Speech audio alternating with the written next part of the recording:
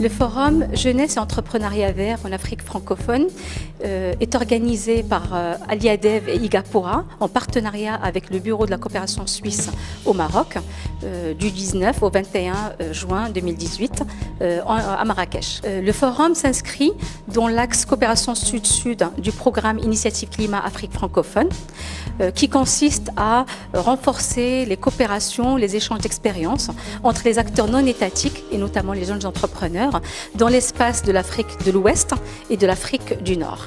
Les objectifs du forum sont d'une part d'échanger, de partager les expériences entre les jeunes entrepreneurs, mais surtout réaliser, élaborer une feuille de route et un plan d'action pour identifier les leviers pour la promotion et le développement de l'entrepreneuriat vert en Afrique francophone. Le forum a permis de réunir et de rassembler une quarantaine de jeunes entrepreneurs d'une dizaine de pays africains. Je peux en citer le Burkina Faso, le Bénin, le Maroc bien entendu et d'autres pays, mais également des organismes internationaux qui accompagnent l'entrepreneuriat vert comme la Banque africaine pour le développement, l'Institut francophone pour le développement durable qui est basé à Québec, mais également l'Agence des Nations Unies sur l'environnement, UN Environnement, qui est venu, dont le représentant est venu de Paris. Ça a également permis de réunir un certain nombre d'institutions marocaines, comme le cluster solaire, comme la CGEM, à travers notamment l'initiative Entreprise Climat, mais aussi le représentant du ministère chargé du développement durable et les représentants du ministère de la Jeunesse et des Sports. J'ai eu l'opportunité de participer à 2 panels ici aujourd'hui à Marrakech dans le cadre de ce forum international sur la jeunesse et l'entrepreneuriat vert en Afrique francophone.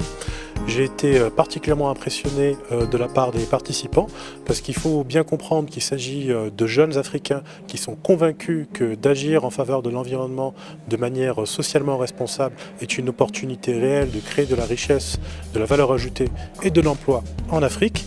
Donc la zone dont nous avons beaucoup parlé aujourd'hui étant l'Afrique francophone, nous avons eu des témoignages très inspirants d'entrepreneurs africains qui ont aussi des contraintes qui sont réelles mais qui malgré tout gardent espoir et continuent à travailler pour leur bien-être et le bien-être de leurs concitoyens. Dans cette optique, pour le moment, nous avons bénéficié de 2 panels. Dans le premier panel, donc, il y avait plus des organisations internationales. Nous avons eu notamment une représentation de la francophonie, une représentation également de l'ONU Environnement, moi-même qui ai à ce moment-là parlé par rapport au programme des Nations Unies pour le développement, donc leur bureau ici au Maroc. Dans un second panel, nous avons aussi eu des opportunités, des partages d'expériences qui étaient plus ancrés sur des acteurs au Maroc, donc différents types de financements qui existent. Et dans ce cadre-là, j'ai partagé mon expérience en tant que directeur exécutif du réseau au Maroc du Pacte mondial des Nations Unies, donc une initiative qui existe en tant que telle depuis l'an 2000, mais qui au niveau marocain existe depuis le mois de mars de cette année et qui est une initiative conjointe entre la CGM et le PNUD pour essayer de soutenir le secteur privé marocain et également les entreprises publiques et les ONG marocaines à s'engager davantage dans le développement durable, que ce soit au niveau local, national, régional et continental, en fonction de 10 principes. Je ne vais pas rentrer dans le détail, mais si ça vous intéresse, c'est disponible sur un site web. Aussi, les fameux 17 objectifs de développement durable. On a aussi pu bénéficier des éclairages et éclaircissements apportés par des représentants du cluster solaire, par représentants de l'ONUDI également au Maroc, ainsi que la CGM qui a parlé notamment de l'initiative Entreprise Climat Maroc, qui avait été lancée dans le contexte de la COP22 et sur laquelle il continue de beaucoup avancer. La coopération suisse travaille depuis 2016 avec le Maroc.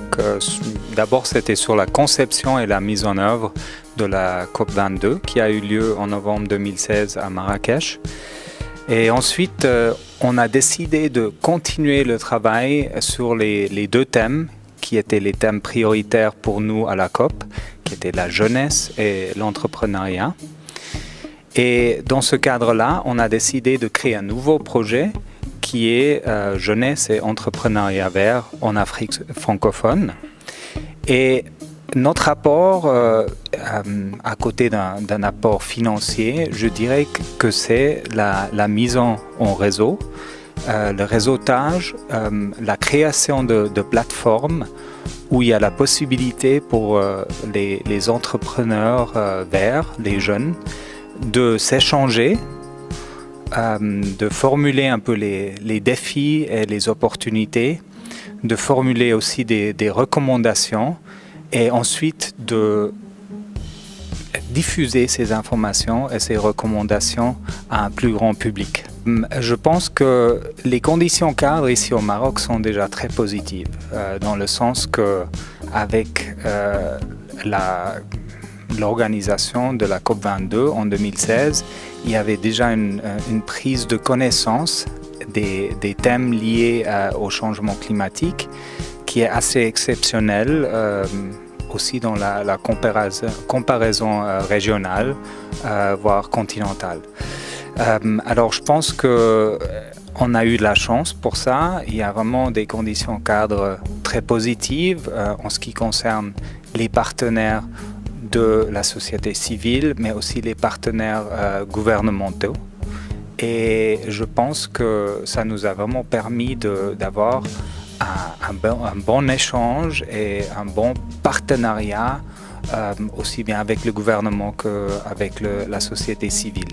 C'est en fait le premier contact avec ce forum jeune africain et je trouve que c'est très intéressant l'interaction. On voit qu'un des outils principaux pour des événements comme ça, c'est le réseautage. Et on voit que les jeunes ou les entrepreneurs, les participants se connaissent déjà pour la grande partie. Il y a des contacts, il y a des réseaux, des échanges et c'est ça qui peut importer. Parce que l'information est là, l'information est accessible via les sites internet des institutions comme le Programme des Nations Unies pour l'environnement ou l'Organisation internationale de la francophonie, mais c'est surtout passer des idées, passer des bonnes idées et dire tiens, moi je travaille sur la spiruline et alors quelqu'un peut dire mais je sais qu'au Sénégal il y avait quelqu'un aussi. Échanger, partager et ce que j'ai vu aujourd'hui, la première journée, il y a une volonté d'être vraiment non seulement des entrepreneurs verts, mais aussi des entrepreneurs sociaux. C'est-à-dire, on a l'impression, à moins que c'est vraiment le cas, que c'est vraiment plutôt travailler pour faire des changements plutôt que de faire juste du business. Mais il ne faut pas oublier qu'un entrepreneur vert reste un entrepreneur.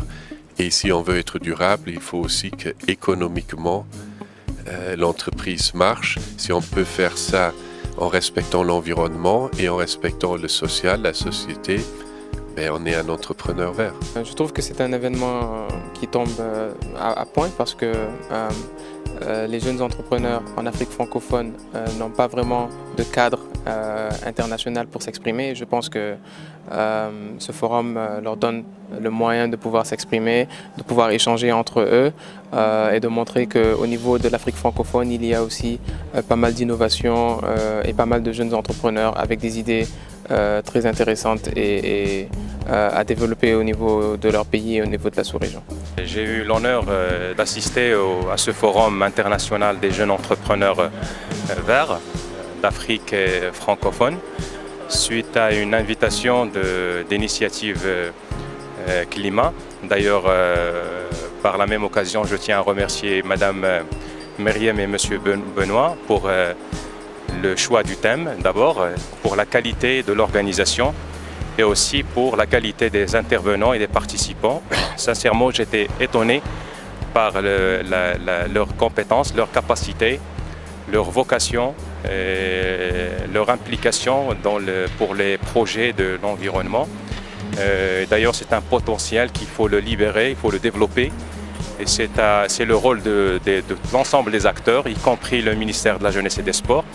Et nous, on est prêts à mettre tous nos réseaux d'établissements et nos compétences en termes d'encadrant au service de ces jeunes-là pour le bien-être de ces jeunes, pour faire réussir leurs projets. Par conséquent, pour le bien-être, pour le bien de l'environnement et en finalité, c'est le bien de l'humanité, quoi. En fait, je suis la fondatrice d'un bureau d'études qui s'appelle African Environment Consulting. Notre mission consiste à faire l'élaboration des études d'impact, des études de valorisation des rejets, l'émission d'audit interne pour les projets. Je suis très contente d'être parmi vous au Forum des jeunes entrepreneurs verts. C'est ma première expérience. Et vraiment, je trouve que c'est très intéressant d'avoir rencontré d'autres jeunes entrepreneurs verts dans toute l'Afrique et pour faire l'échange des expériences et peut-être, pourquoi pas, pour faire des collaborations parce que je pense que c'est le moment où on veut et on peut travailler ensemble. C'est notre temps, c'est le temps de l'Afrique et des jeunes entrepreneurs africains. La première fois, c'était très difficile pour moi de fonder mon bureau d'études, mais après j'ai trouvé que c'est très facile, surtout après que j'ai trouvé des collaborations. Maintenant j'ai des partenariats au Cameroun avec des partenaires au Japon et je suis en train de chercher d'autres partenariats et collaborations. Manager communicant d'entreprise, cofondateur de Premium Optus dont j'assure la direction générale. Je suis très heureux de participer au Forum international Jeunesse et Entrepreneuriat VECT de l'Afrique francophone. Et j'ai l'opportunité de rencontrer plusieurs jeunes talentueux du domaine et avec des experts qui maîtrisent vraiment de quoi ils parlent, qui nous donnent les outils qu'il faut pour vraiment persévérer dans ces innovations. Comme principal défi concernant notre plateforme, c'est déjà l'appui technique et financier. L'innovation VECT n'est pas encore bien comprise par les investisseurs, par les décideurs. Et aujourd'hui, il ne s'agit pas d'aller chercher ces innovations puisqu'elles existent déjà. Donc, faire confiance à la jeunesse qui se lance dans l'entrepreneuriat vert, c'est d'abord un défi que nous devons relever. C'est une occasion pour moi pour échanger et aussi pour savoir un peu les mécanismes de renforcement de l'entrepreneuriat vert en Afrique francophone. Donc c'est un moyen pour moi pour développer aussi notre projet qui est le Low Tech Lab. Donc c'est un projet qui consiste à concevoir des produits qui consomment moins d'énergie et moins de ressources naturelles et qui sont moins chers. L'idée vraiment je la trouve super parce qu'en fait ça nous permet de connaître, c'est un moyen, c'est une mise en relation avec les autres jeunes entrepreneurs de l'Afrique. C'est un moyen aussi pour connaître si on partage les mêmes problématiques et c'est un moyen aussi pour trouver des solutions qui vont nous permettre à nous tous de continuer notre chemin de la préservation de l'environnement et aussi trouver des solutions au changement climatique. Le Forum international sur l'entrepreneuriat vers les jeunes en Afrique francophone organisé ici à Marrakech par la coopération suisse et Initiative Climat est une très grande opportunité, une très grande expérience qui permet, n'est-ce pas, de nous mettre les jeunes entrepreneurs verts africains ensemble pour parler, n'est-ce pas, des défis et des opportunités que relève notre domaine d'activité, à savoir l'entrepreneuriat vert, mais aussi pour créer, n'est-ce pas, des réseaux et, n'est-ce pas, des partages d'expériences qui permettront, n'est-ce pas, de dégager des véritables synergies d'action dans nos différents pays en Afrique francophone. Les véritables défis que nous avons rencontrés autour de notre parcours, c'est d'abord l'accès à l'information dans le domaine. C'est un véritable défi. Ensuite, les contraintes locales d'investissement, les contraintes techniques, les contraintes administratives, ainsi que même la formation, parce qu'on entre dans un domaine nouveau qu'on ne maîtrise pas très bien, juste avec la passion. Donc voilà les véritables défis que nous avons rencontrés. Je suis fondateur de la start-up Grenotech, qui est une entreprise sociale qui œuvre pour la valorisation de la diversité génétique des plantes nourricières africaines, la lutte intégrée contre les ravageurs. Alors pour moi, c'est vraiment un plaisir de participer à ce premier forum des jeunes entrepreneurs vers Afrique francophone. Je vois que les jeunes africains ont beaucoup d'initiatives et ont compris qu'aujourd'hui, nous sommes capables de créer sur le continent africain des solutions pour répondre aux défis du développement durable en Afrique. Et j'ai rencontré des jeunes qui ont des solutions vraiment intéressantes. Et ce qui m'a marqué, c'est qu'il y a beaucoup de synergie entre les solutions des jeunes africains et il y a beaucoup de ponts qui peuvent se construire. Et pour moi, aujourd'hui, le plus important pour ces jeunes qui participent à ce forum, c'est de pouvoir au maximum briser les murs construire des ponts entre les pays africains, développer la coopération sud-sud, faire du réseautage, ce qui va nous permettre de pouvoir répondre à nos problèmes de façon collective, mais aussi de pouvoir, j'allais dire, dupliquer, partager nos expériences, partager nos expertises, et enfin, pour construire un écosystème parallèle qui permet aux Africains de faire face à leurs défis de changement climatique.